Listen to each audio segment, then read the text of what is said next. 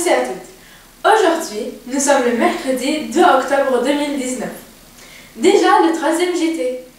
Au sommaire cette semaine, tout d'abord, la minute de silence en hommage à l'ancien président français Jacques Chirac. Ensuite, vous découvrirez le reportage de Sofiane qui a filmé la première réunion du Club Vert. On finit par l'interview de M. Pascal Lefebvre qui va nous présenter ambassadeur honneur. Ancien président de la République est décédé le 26 septembre 2019, président de la République de 1995 à 2007.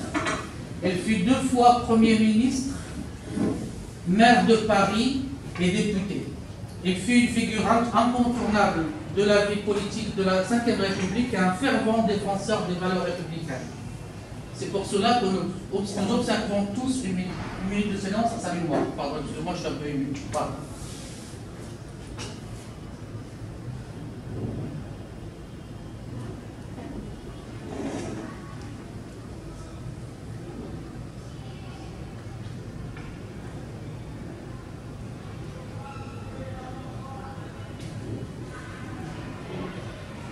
Merci.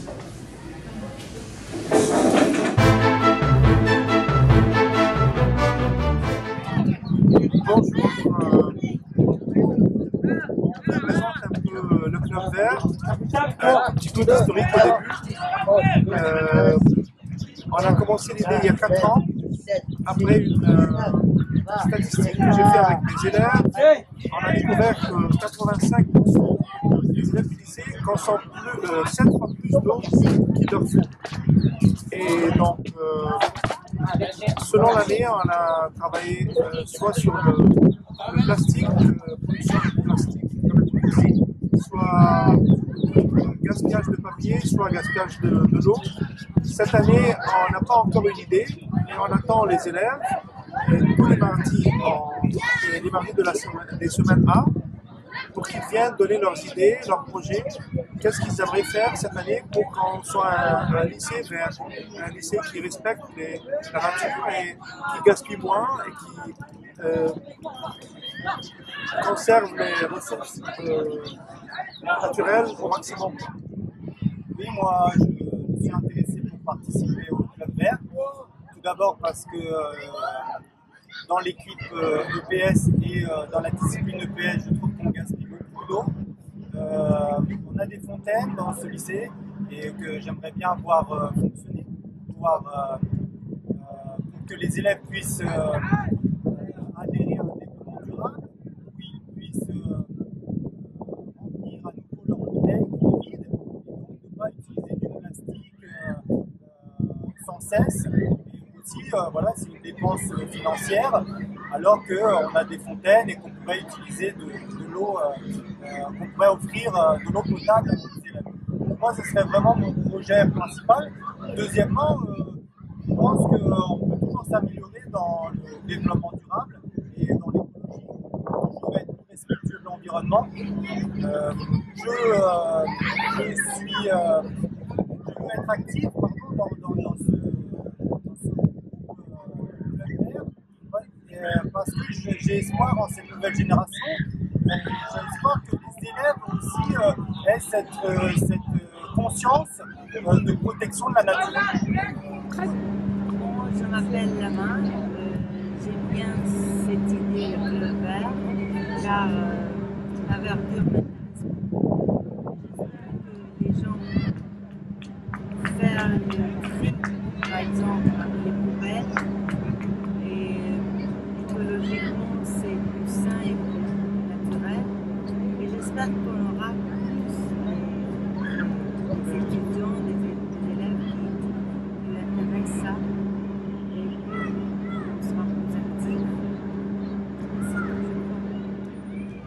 Je suis venu au Club Vert aujourd'hui car je suis très passionné par l'écologie et je trouve que si on n'agit pas maintenant, il y aura des très grandes conséquences.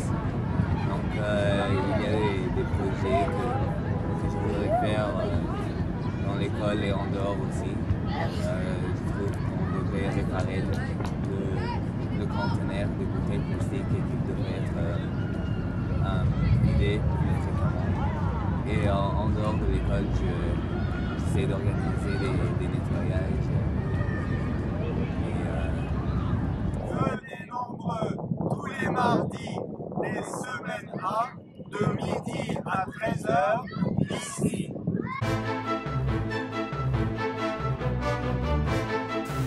Bonjour à tous et à toutes. Aujourd'hui, nous sommes le mardi 1er octobre et nous accueillons aujourd'hui sur ce plateau Monsieur Lefebvre pour nous parler d'ambassadeur en air. Donc, première chose, pouvez-vous nous présenter votre carrière passée? Qu'est-ce que vous avez fait avant? Oula, alors je viens de France. J'étais en France entre 2017 et 2019, dans l'Académie de Lille, dans un lycée. Et avant la France, j'étais au Maroc, à Marrakech. Et c'est là que justement j'ai découvert Ambassadeur en Air pour la première fois. Et c'est là que je me suis lancé dans l'aventure avec un groupe d'élèves, tout simplement. Donc pouvez-vous d'abord nous expliquer c'est quoi Ambassadeur en air? C'est une bonne question, et un peu complexe. Alors en gros, le principe d'Ambassadeur en air, ce sont des joutes et des débats entre deux équipes. Et dans cette équipe, il y a des élèves qui ont le rôle de faire des exposés et de débattre. Un autre élève qui est plutôt lui l'animateur, l'arbitre des débats. Et enfin un dernier élève qui lui va synthétiser en anglais ce qu'il a entendu.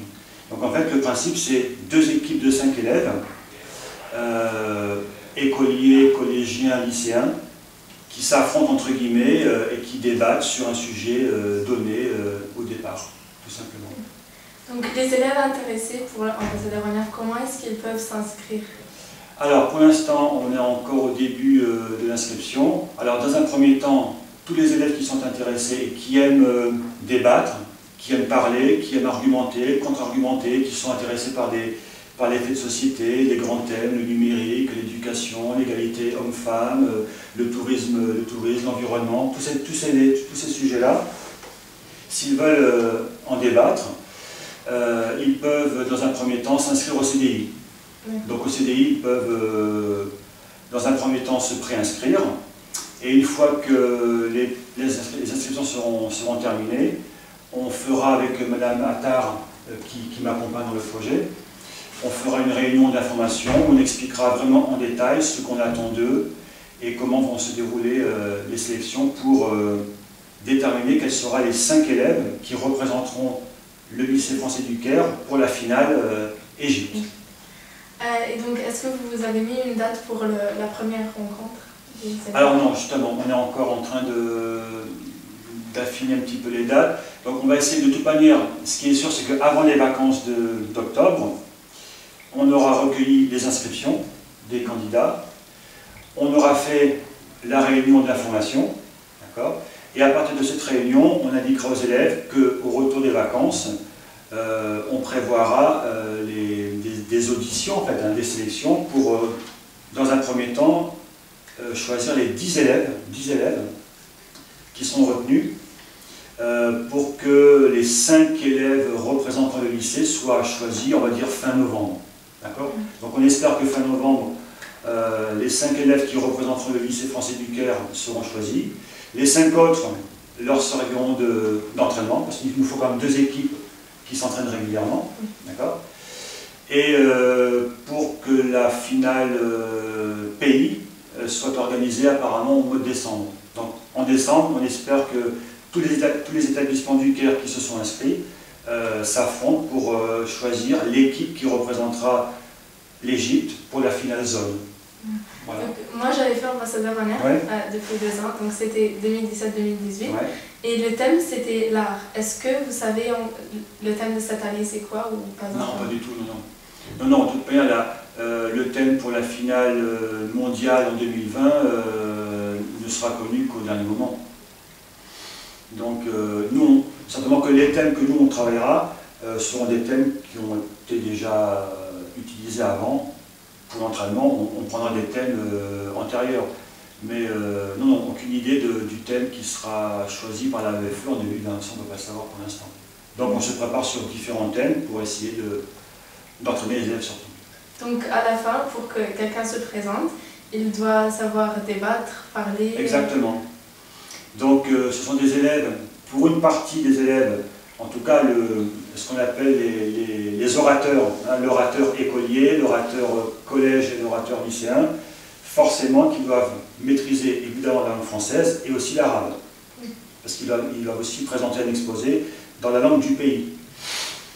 Ensuite, pour l'autre partie de l'équipe, ce qu'on appelle le modérateur ou l'animateur, lui c'est uniquement en français de toute manière, et le porte-parole en anglais. Mais de toute manière, une fois que la première phase où on expose, hein, quand l'écolier, le collégien et le lycéen ont exposé individuellement